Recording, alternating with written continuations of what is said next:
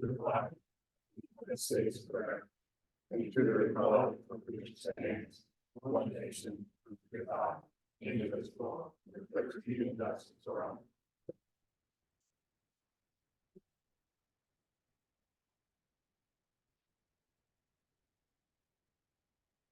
This time we'll have our recording at the forum and public for all those who wish to address. Wish to do so, please come to the meeting. Seeing none. Close the public comment section of our meeting today. The special presentation, stormwater management master plan presentation.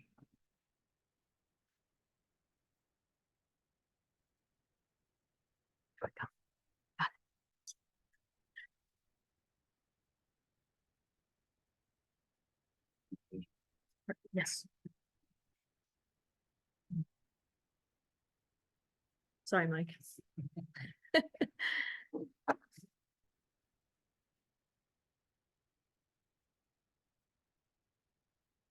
Oh, Much better got my head in.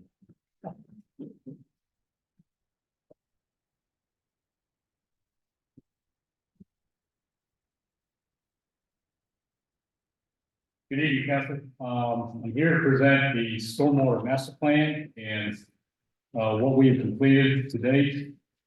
We are in the process of looking for adoption of this master plan in order to start implementing those facets that the town feels is important in order to better manage stormwater in town. This first page is nothing more than a brief outline of the report organization and all the various topics that were discussed.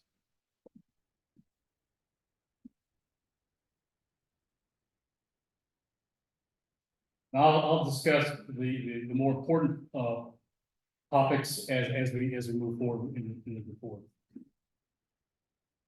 The goals and objectives of this master plan is really to gain a better understanding of how stormwater affects the town, and how the town can better manage stormwater to protect its citizens, residents, stakeholders, and also the area lakes.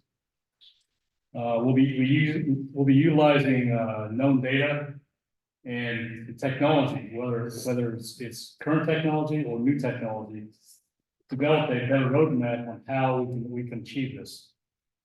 We'll be using a GIS based database in order to accomplish this. And this is a way for us to inventory all the drainage and stormwater features in the town in order to gain an understanding of where these are located and the extent that we would have to maintain these facilities. This also allows us to be in full compliance with the town's NPDES program, which requires stormwater and drainage infrastructure to be inventoried. We also have developed a short-term and a long-term capital improvement program. The short-term being in the proximity of around 5 years in order for us to develop plans, design, obtain funding, and then implement programs. And the 20-year is more long-term for much larger improvements, things like your dirt road maintenance and your soil improvement plans, which are basically townwide. We also developed a priority list in order to determine the order in which capital improvements are to be implemented. And then we've also assessed fiscal requirements to do the implementation of the capital improvements.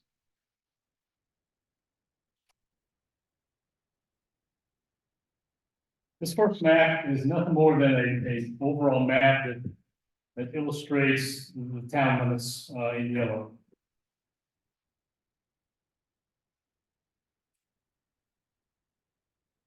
Within the town, we identified 4 major watershed boundaries. These are Crescent Lake in green, Lake Down in red, Lake Butler in purple, and Lake Bethany in blue.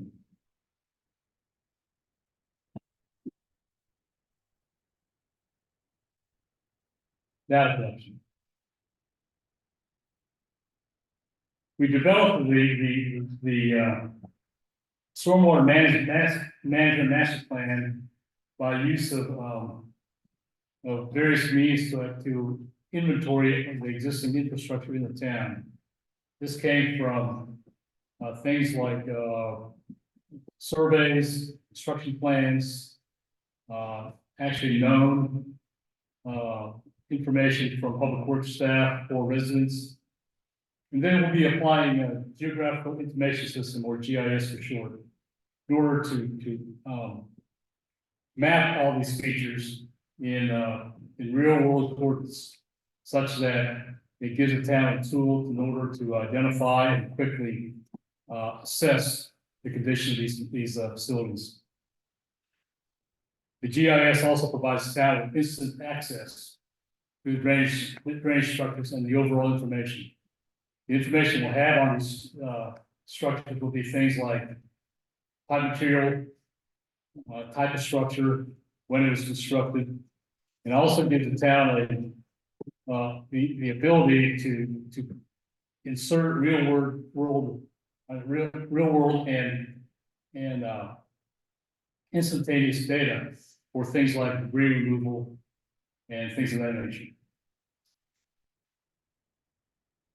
This map here, go back previously. This map here just kind of illustrates what the GIS map looks like, and this is a map of the drainage infrastructure in front of town hall here.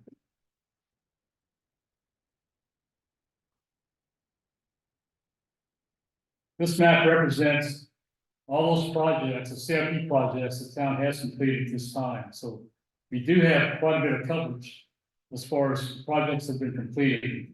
This has been over the 20 years I've been working with the town, and so we've accomplished quite a bit using various means and resources.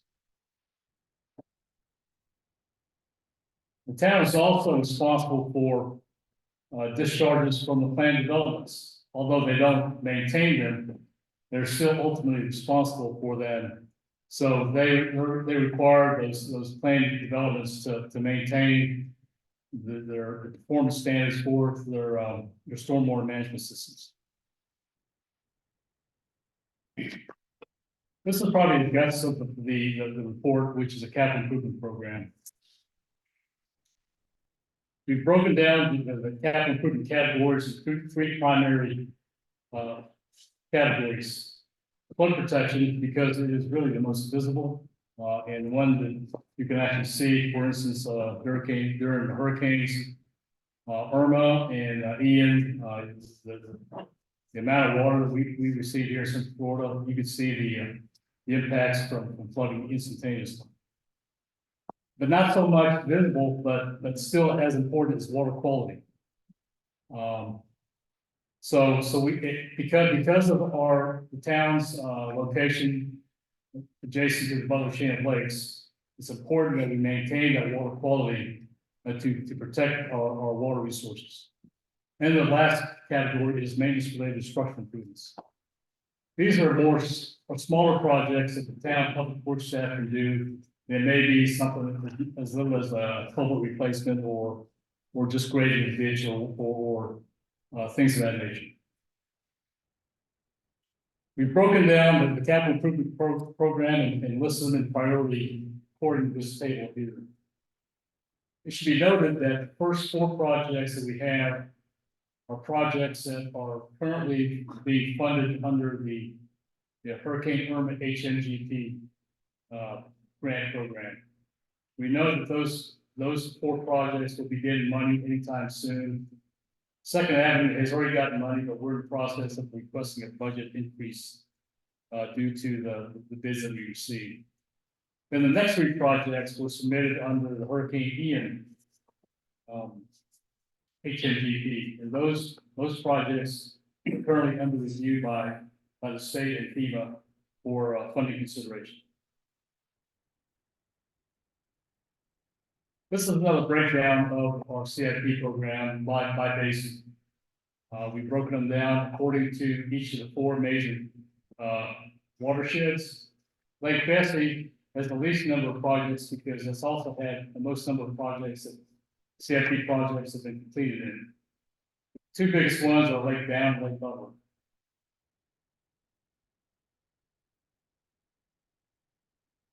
This figure here just simply illustrates locations of where those CFP projects are located. The color coded according to the major basins are in. Capital improvement funding assessment.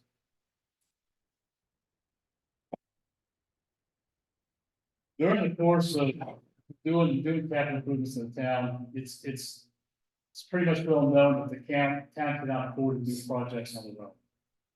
So the town has relied heavily on funding opportunities, and we've used various funding sources to try to offset some of those costs that would be incurred for construction, design and construction.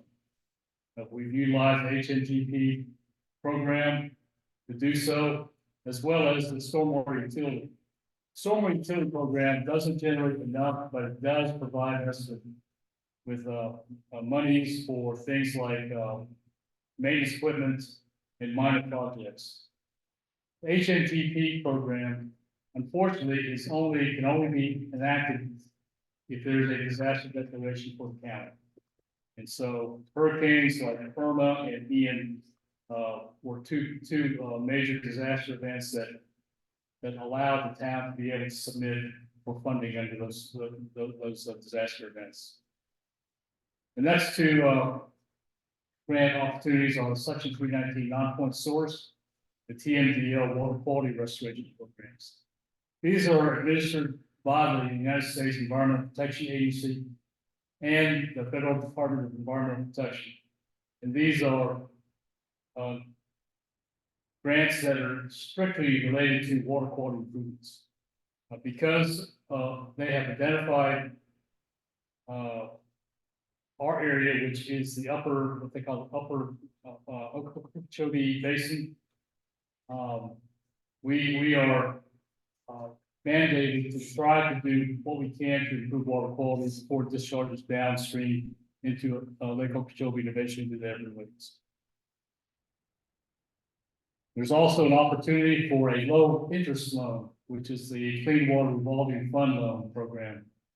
This is a loan program that was strictly designed for large capital improvements. And a lot of municipalities utilize that to fund large projects that cost millions and millions of dollars. And so it's a low interest loan, and it's paid back over a significant period of time.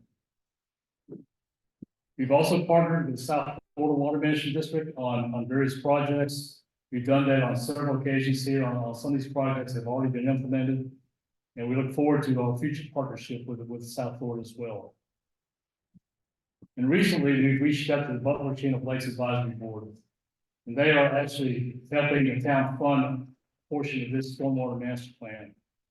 And so we've also reached out to them to see if they would be interested in funding some of our water quality improvement projects.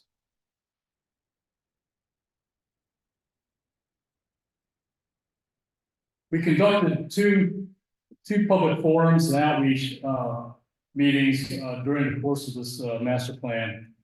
We did one in November of last year, which was held virtually, and we had residents as well as the town on the meeting to discuss the master plan and really answer questions that they may have regarding the master plan and what can be done to improve it. We also did a presentation last month to the Butler Chain of Lakes Advisory Board, the progress that we've made on this master plan, and also to give them an idea of the extent of the effort, and also what they could do to possibly partner with the town in implementing some of these stormwater improvements.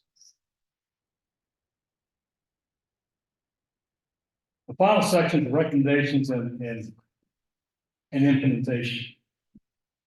What this master plan does is provides for a better platform for the town to manage stormwater in the town. I know it's something that's very much a passion in the town. I know just being involved with the town for the past 20 years, how the residents are passionate about stormwater and maintaining water quality to the Butler Chain of Lakes. They also provide us with a plan and to implement additional improvements to further improve on how we deal with stormwater. And it provides for a mechanism to comply with NPDES requirements under their town's current permit.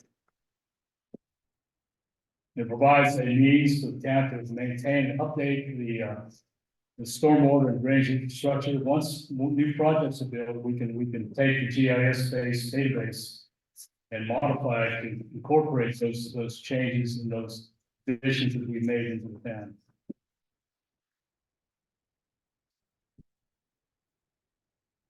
That concludes my presentation, and so I'm open for any questions.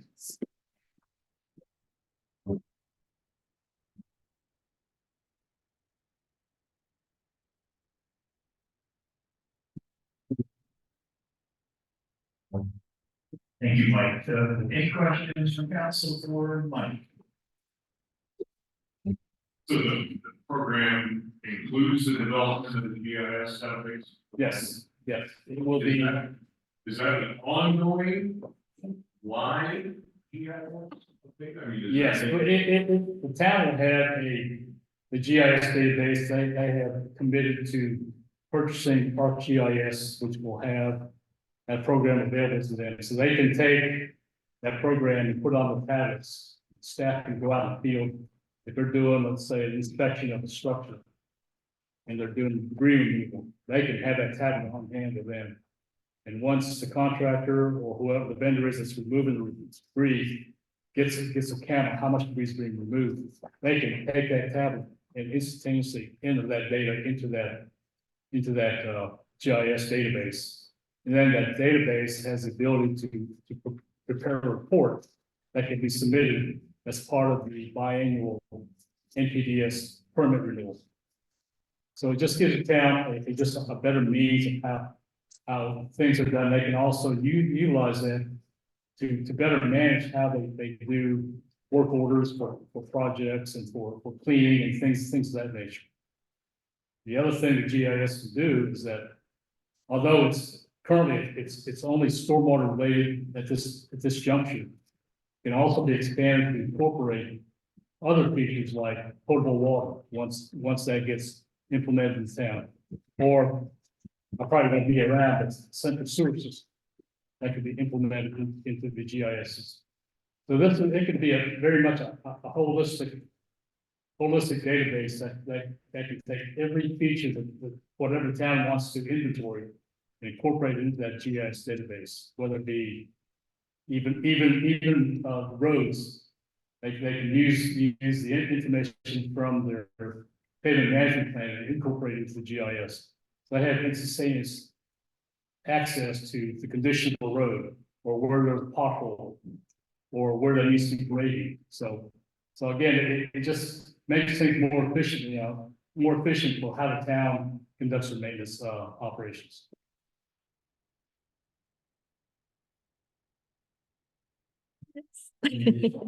Yeah, I have a question. On the one table that you have the costs listed, what year are those costs based on? Okay, some of them, like the newer one for Second Avenue, and the other ones are older costs? No, the costs in the CIP that I prepared are based on current costs, whatever the sort cost we have available through the DOT's database, or from projects that have recently been bid, or really projects that the town has recently bid.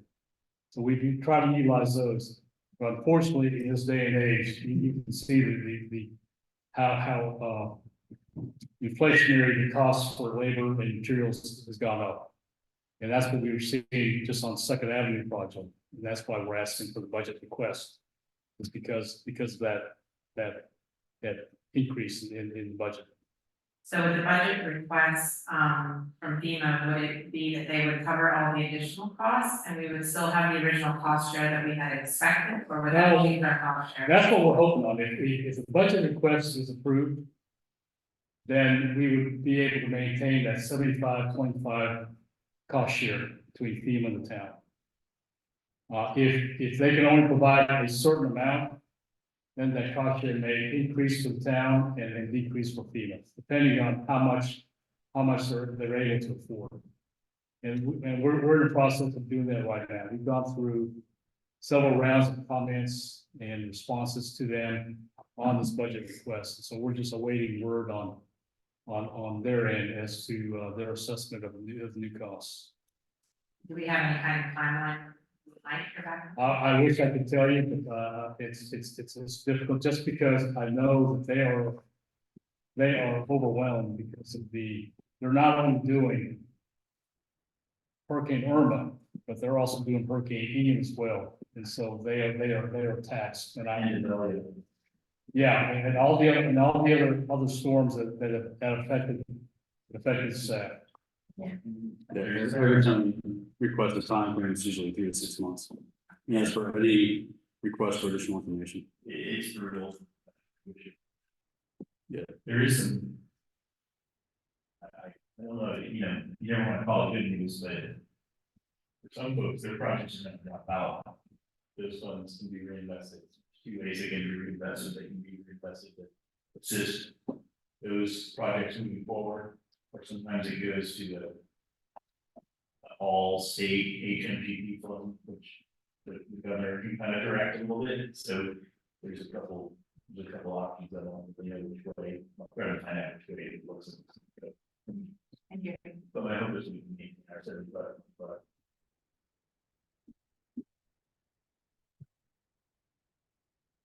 Council, any additional questions for John? Thank you guys, we appreciate it. I know it's a moving target. You need any action from the council tonight?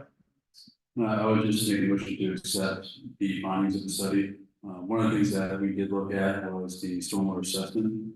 In order to self-fund the projects and today's money, you'd be looking at about 280% increase in that stormwater assessment, which is not viable right now in today's economy and also not politically viable. So again, we'll keep looking at HMTP, looking at our partners from the Butler chain, the Lakes Advisory Committee to see if we can get that gap funding in there for a lot of these projects. And again, some of these projects we have are currently working with FEMA on funding through various other means. Thank you. Council looking for a motion to approve the Town of Windermere stormwater master plan for what a date range. Just looking for a motion to approve this. Yeah, just to approve the plan. Second, by Councilperson Williams. Any additional questions, conversations, or concerns, council? Seeing none, begin voting with Councilperson Stroup. Aye. Aye. Aye. Aye. Thank you very much, council. Thank you. Thank you, Mike. Thank you, Mike. Appreciate all the effort and 20 years of hard work.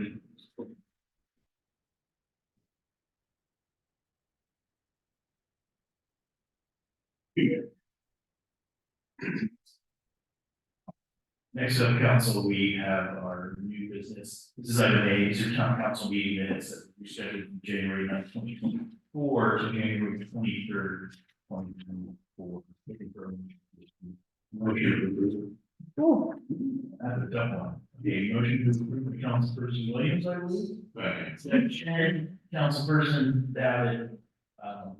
Questions, comments, or concerns, council?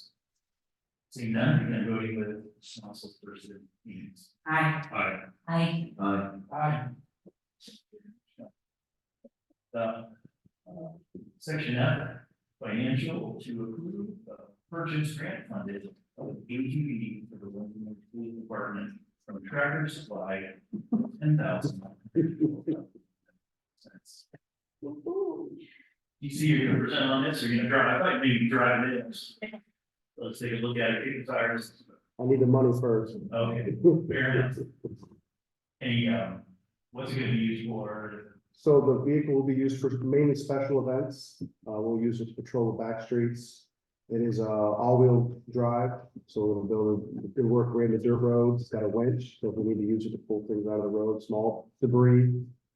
I guess it's mainly for all events that we have the officers, as long as another officer's on duty, someone could be in the golf cart to patrol, just to catch anybody breaking into cars or any suspicious activity. It's easier to sneak up on somebody with a golf cart. Quiet.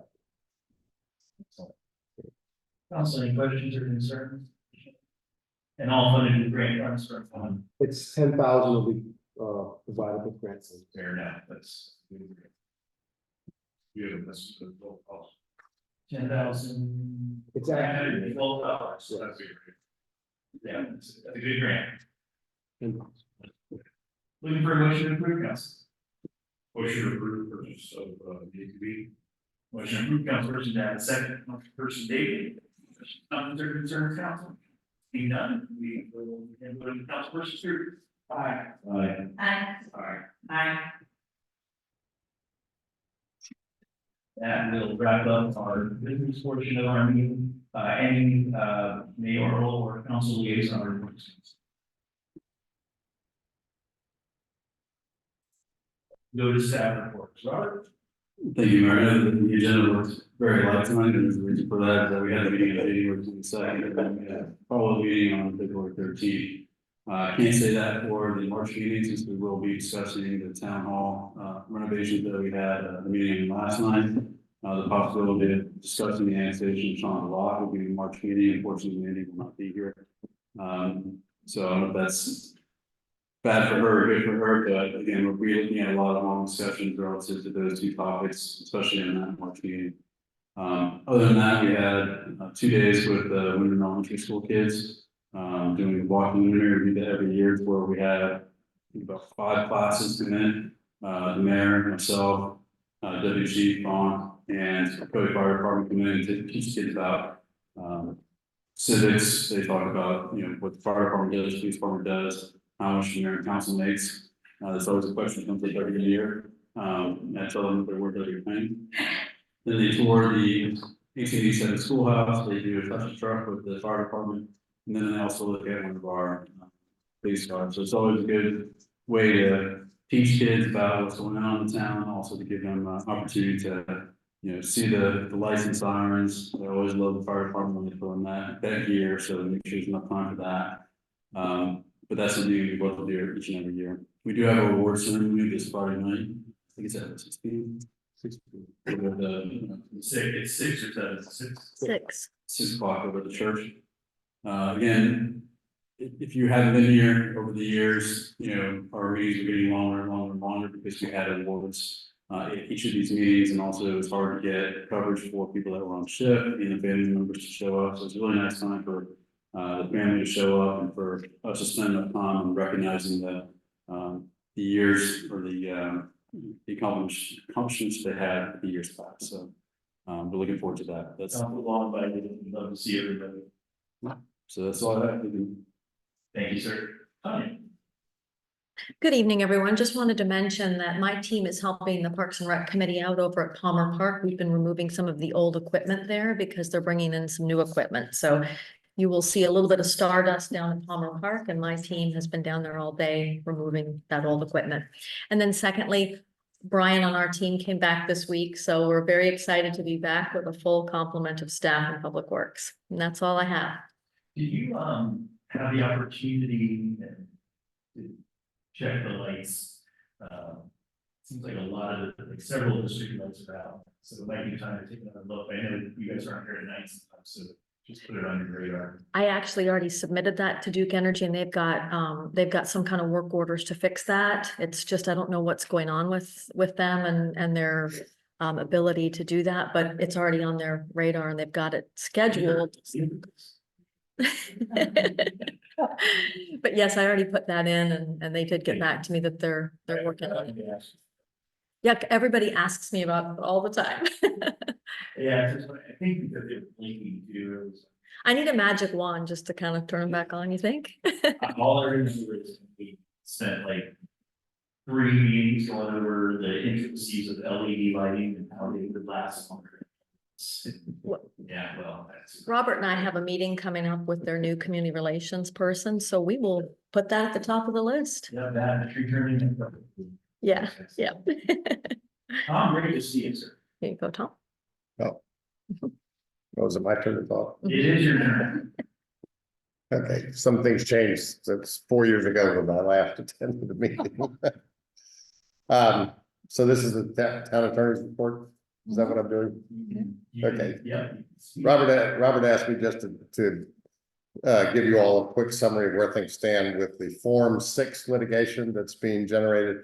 There's a law firm in Fort Lauderdale, Weiss Sirota, a fairly active municipal law firm that they have solicited 22 cities and 46. This is as of last week. It may be more now. 22 cities and 46 individual elected city officials have signed up to be part of a federal lawsuit, which they indicated to us last week that they're going to file this week. It hasn't, as far as we know, it hasn't yet been filed.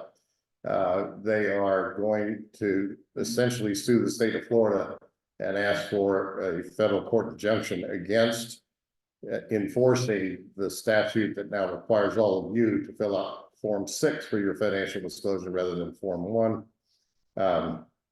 Apparently they found out how lucrative it was to be a paid city council member. So the governor wants to make sure that you disclose all the riches that you're earning as members of the council. The grounds that they're going to use is that it violates the constitutional protections for your right of privacy under the state constitution, which is an express right, not like the federal constitution where they just deem it to be in the somewhere in the document, but they can't find it. The state of Florida has an express right of privacy, and also they're arguing that it violates your First Amendment right not to speak, not to disclose about yourselves.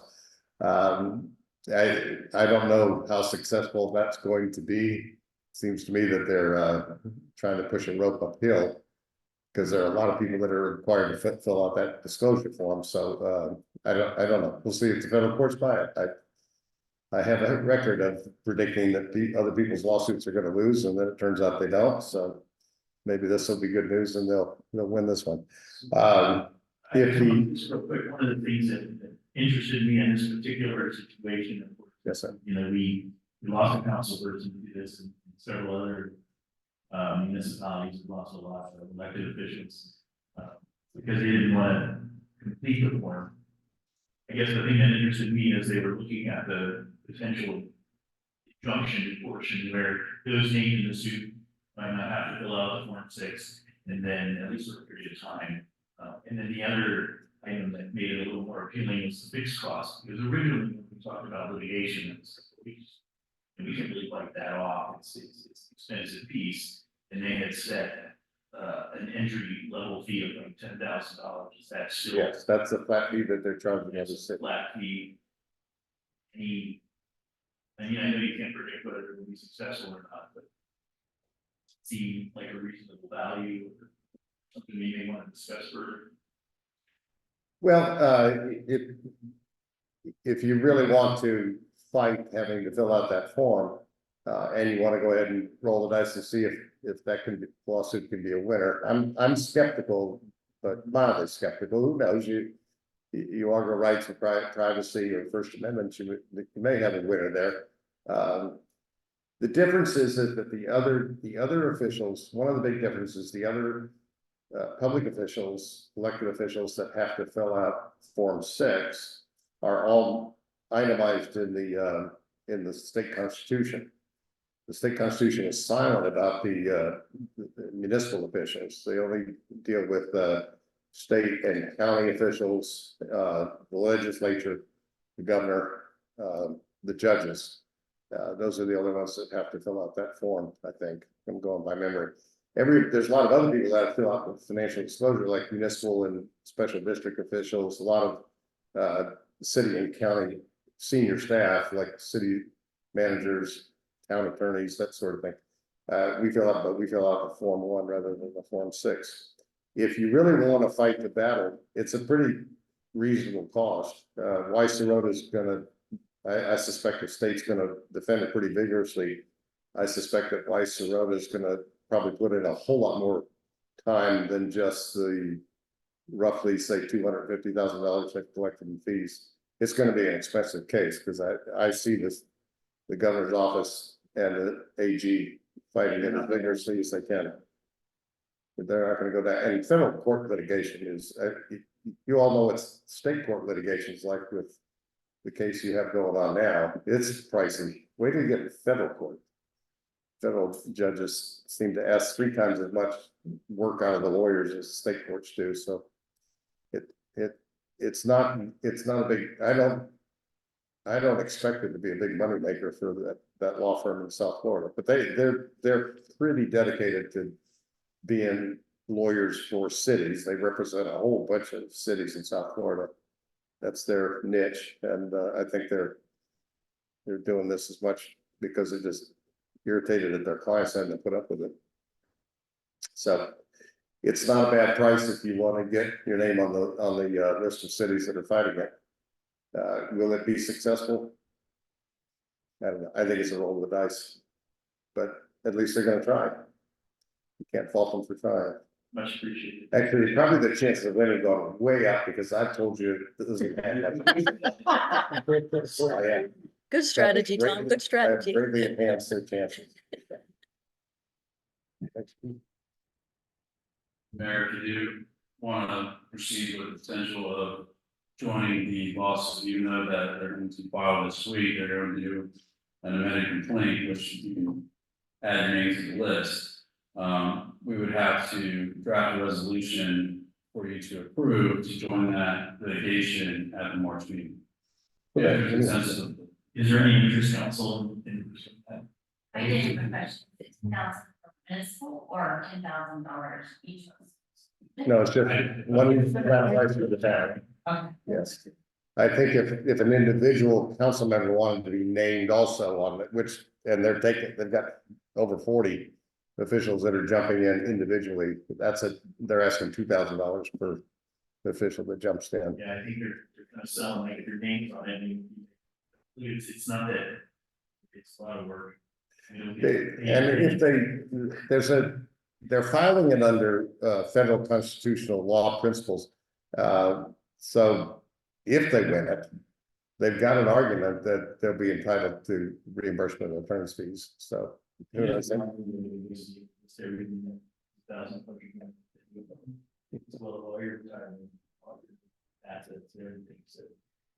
If the town council wanted to get into it, there is a form resolution they sent.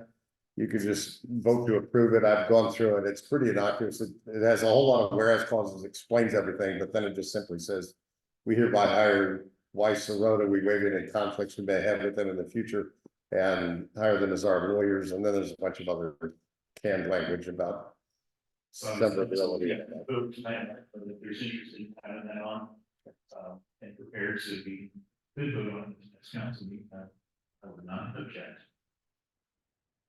I would undertake. But I would like to proceed. All right. I think that's enough interest, Robert, to add on to the agenda. Yes, sir. Thank you. We'll see how we do, brother. I'm glad you're rooting against it. Yeah. Easy. All right, so first, over the last 2 weeks, we did have 4 vehicle residential burglaries. After our investigation, we were able to identify the suspect. We made an arrest on him and a search warrant just started. 3 more burglary victims out of Orlando, Orange County. So he's still sitting in jail. He's got 4 occupied burglary charges, and then Orange County and Orlando's going to put 3 more charges on him. So. Good job. That's great work. I mean, I'm a little baby nervous. So appreciate all of your attention. Another thing, Monday, chief attorney, light duty, so I'm excited for that. We can take it. Make sure you can Last, we were down another officer, so we just hired one, she's in training, we have a second one that's in the end of their processing, and we still have 1 more opening, so, we are vigorously looking for another candidate, anybody knows anybody, we're looking for the best. And last, I'll be happy to have our night shift take pictures of the poll numbers and get them over to you for Duke. So that way you know what polls are out. Okay, thank you. Great. Yes. Clerk Recorder, Nothing, sir, thank you. thank you for helping us tonight and making sure that we got everything reported as we. I do need to ask what time you guys adjourn from that, because I was not here. I do. I don't that. My And so, 5:50, p.m. Thank you. All right, anything additional for the good of the order? Seeing none, we'll adjourn at 6:42 p.m.